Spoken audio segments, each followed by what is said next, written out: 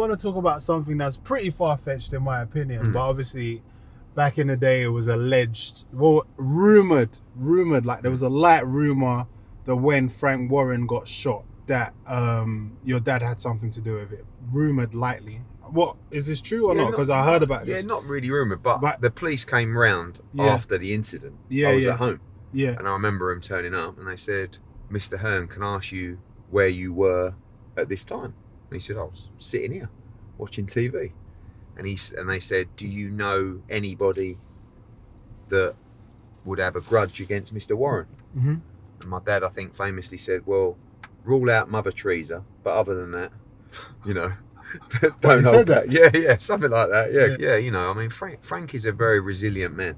Yeah. Very resilient man. Before we get to that, I want to know what it was like. Obviously, in the last couple of years, we've seen unity in terms of collaborations between yourselves and them.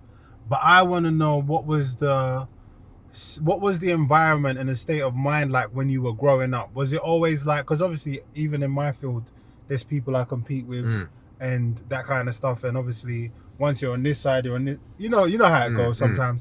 Did you grow up feeling like Frank Warren, for example, is the opposition? We don't work with Frank. We're trying to outdo Frank. Yeah, I mean, an honest answer is yeah. I mean, a lot of my time growing up would be spent in my dad's study, just trying to be around him. You're like, as a kid, you want to be around your dad, don't you? Like, and from 8 p.m, he'd sit on the phone till 11 o'clock midnight, and he'd be on the phone to Don King, to Bob Arum, to Frank Warren, to, you know, various people from the boxing industry, and he'd be arguing a lot, you know. And I think, you know, you could really see that when I started to take control of British boxing and outdo Frank Warren, and, you know, they've come back and it's very competitive at the moment, but there was a long period where it wasn't that competitive, and I think I could see in his eyes that it was like, go on, son.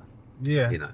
So before you began to do business with Frank, did you have to convince your dad, obviously, because your dad's been at war with this guy in the business world, I suppose, for decades. Yeah. And now you're kind of showing your dad new things, you're doing new things or whatever. There's an opportunity to work with Frank Warren in some capacity, and you can see the vision. You can see the vision from A to Z, how it's going to work and what's going to come out of it. How do you have that conversation with your dad? And did you have to have that conversation with your dad? He was definitely a bit wary. Do you know what I mean? So it's almost like, be careful, son. But isn't this like the maddest thing you could ever say to your dad? Yeah, it is. And I think one thing that I've been a lot better at than him is dropping grudges or putting egos to the side to get business done.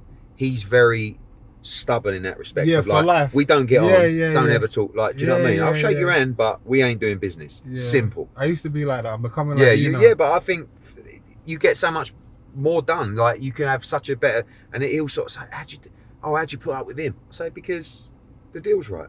You know, on one hand, you're telling me how the business and money and all this stuff is the most important thing out there. Well, now we're making more money than ever, and the business is great. So what's the problem? And he's like, fucking, I don't know, you can do that, you know. And have you managed to, like, during the course of this whole thing, because we can tell that you and Frank actually do get on it. Yeah, we it do. Really like, seems like AJ said, I think he said in an interview the other day that he thinks it's a bit fake.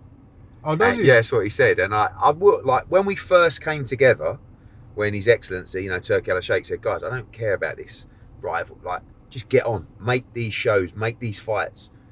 And I reluctantly shook his hand the first time, and it was like, all right, look, let's just put it to one side and, like, get business done. And we were like, all right then.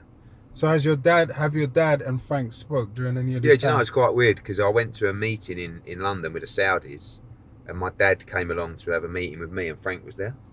And they're like, hey, Frank, you know, and it was like, I don't know when the last time they saw each other was, 20 years ago, you know.